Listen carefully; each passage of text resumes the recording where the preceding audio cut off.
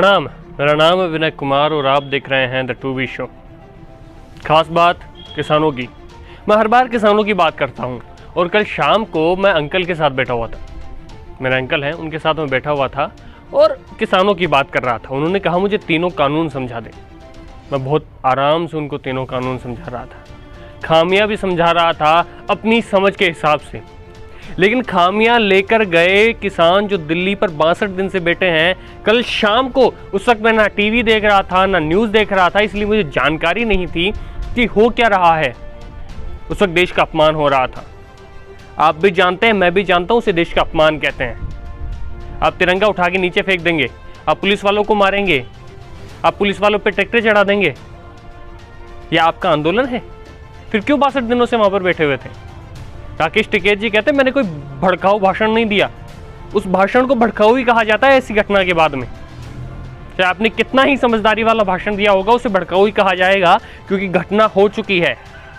आप कह रहे हैं साहब वो बीजेपी के थे, अरे किसी के भी हों, आपने गारंटी ली थी इसकी कि शांतिपूर्वक सब कुछ होगा। वहां पे जिन बुजुर्गों को आपने 62 दिनों से सर्दी गर्मी बरसात बिठा के वहां रखा हुआ है, उनको क्या जवाब देंगे आप? आपने क्यों किसानों का अपमान किया? आपने देश का अपमान किया। उसे देश का अपमान कहते हैं। तिरंगा, मेरे घर में तिरंगा था, उसको रोल करके ऊपर रख दिया गया। मुझे गुस्सा आया, मैंने उसको सम्मान से समेटा।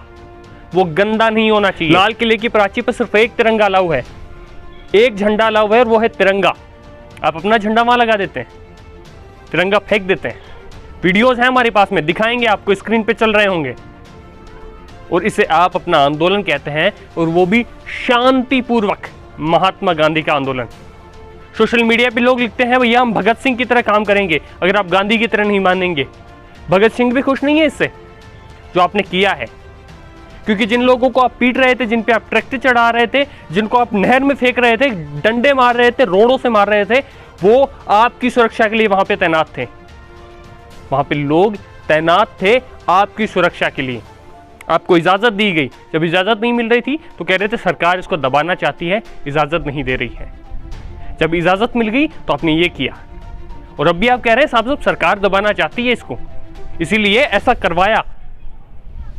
तो जितने उनके साथ हुए, क्या सरकार ने इतने सारे लोगों को भेजा था?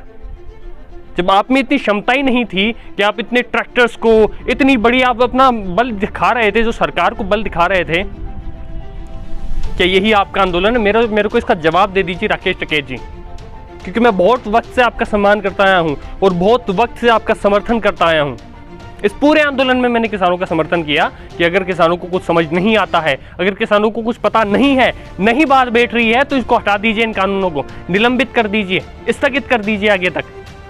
मैं आपका समर्थन कर रहा था, लेकिन अब आपका समर्थन नहीं कर सकता, क्योंकि आपने इस देश का अपमान किया है, मेरा अपमान किया है, मेरे साथियों का अपमान किया है, मेरे देश का अपमान किया है, मेरे देश के झंडे का, तिरंगे का अपमान किया है, और सबसे ज़्यादा आपने इस देश के किसानों का अपमान किया है।